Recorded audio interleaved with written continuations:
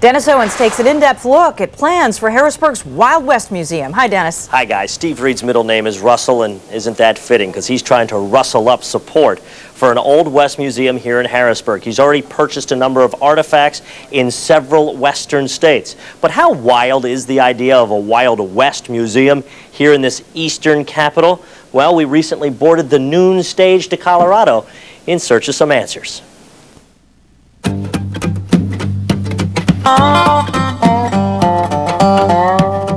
In the North, in the South, and in the East, there's always been a love of the West, the Wild West.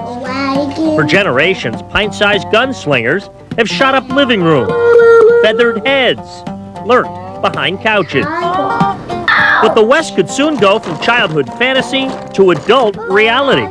Harrisburg Mayor Steve Reed has rustled up Western artifacts, and he's gunning for a new museum to show them off. The connections, for example, between Pennsylvania and even central Pennsylvania and the, quote, Old West are rather substantial. Colorado is one of several western states that struck gold thanks to Mid-State Green. The mayor spent nearly $5 million new dollars buying up the Old West. I don't know that last year we spent $4,000 buying artifacts. Matt Mayberry runs an Old West museum in Colorado Springs. One concern as a person of the West is those items are now leaving the area, and they will be somewhat out of context. But the fact that they're going into a museum and they'll be there for educational purposes eases the pain a little bit. But an Old West museum in Harrisburg? Isn't that as out of place as milk in a saloon? Is this a popular museum? I think to quilters. Maybe not. We actually found a quilt museum in Colorado. A lot of times museums need to be places where people can go to see something that they can't see locally otherwise. It's kind of an interesting concept that maybe Harrisburg now is the gateway to the West, which, okay, well, we could go with that. You buying that? Yeah, no, well, not quite, but... But Harrisburg has been buying and buying and buying for a museum not scheduled to be selling tickets till 2006, if ever. This is Colorado Springs' Garden of the Gods. The Ute Indians consider this holy land and would not wage war here. With 2,000 miles away, Harrisburg Mayor Steve Reed might be in for quite a fight over items he purchased here.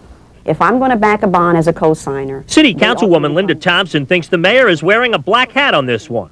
And she says she'll try to head him off at the pass. I'll say it again, I would have never authorized the mayor to take that money and buy artifacts, not knowing, especially knowing the conditions of certain sections of our neighborhood and that we need to focus on redeveloping those. Well, it's time he just pops in. But the mayor is sticking to his guns, insisting his spending sprees are funded by the Harrisburg Authority from fees they collect from bond transactions.